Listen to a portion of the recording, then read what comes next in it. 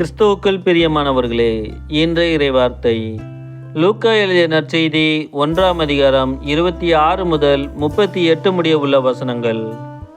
6ஆம் மாதத்தில் கபிரியேல் என்னும் வானதூதரை கடவுள் கலிலேயாவில் உள்ள நாசரேத்து என்னும் ஊரில் இருந்த ஒரு கன்னியிடம் அனுப்பினார். அவர் தாவீது குடும்பத்தினராகிய யோசேப்பு என்னும் பெயருடைய ஒருவருக்கு மன ஒப்பந்தமானவர். அவர் பெயர் மரியா. வானதூதர் மரியாவுக்கு தோன்றி, அருள்மிக பெற்றவரே வாழ்க, ஆண்டவர் உம்மோடு இருக்கிறார் என்றார். இவ்வார்த்தைகளை கேட்டு அவர் கலங்கி, இந்த வாழ்த்து எத்தகையதோ என்று எண்ணிக்கொண்டிருந்தார். வானதூதர் அவரை பார்த்து, மரியா, அஞ்ச வேண்டாம், கடவுளின் அருளை கண்டடைந்துள்ளீர். இதோ கருவுற்று ஒரு மகனை பெறுவீர். அவருக்கு இயேசு என்னும் பெயரிடுவீர். அவர் பெரியவராய் இருப்பார்.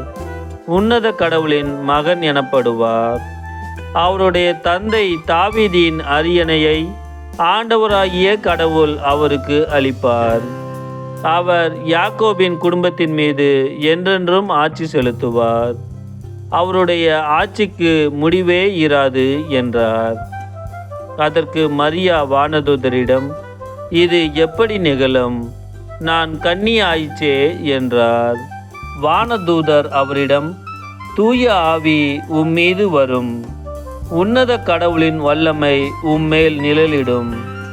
ஆதலால் உம்மிடம் பிறக்கப் போகும் குழந்தை தூயது. அக்குழந்தை இறைமகன் எனப்படும். உம் உறவினராகிய எலிசபெத்தும் தம் முதிர்ந்த வயதில் ஒரு மகனை கருத்தரித்திருக்கிறார். கருவுற இயலாதவர் என்று சொல்லப்பட்ட அவருக்கு இது 6ஆம் மாதம். ஏனெனில் கடவுளால் இயலாதது ஒன்றுமில்லை என்றார். பின்னர் மரியா, நான் ஆண்டவரின் அடிமை, உம் சொற்படியே எனக்கு நிகழட்டும் என்றார். அப்பொழுது வானதூதர் அவரை விட்டு அகன்றார்.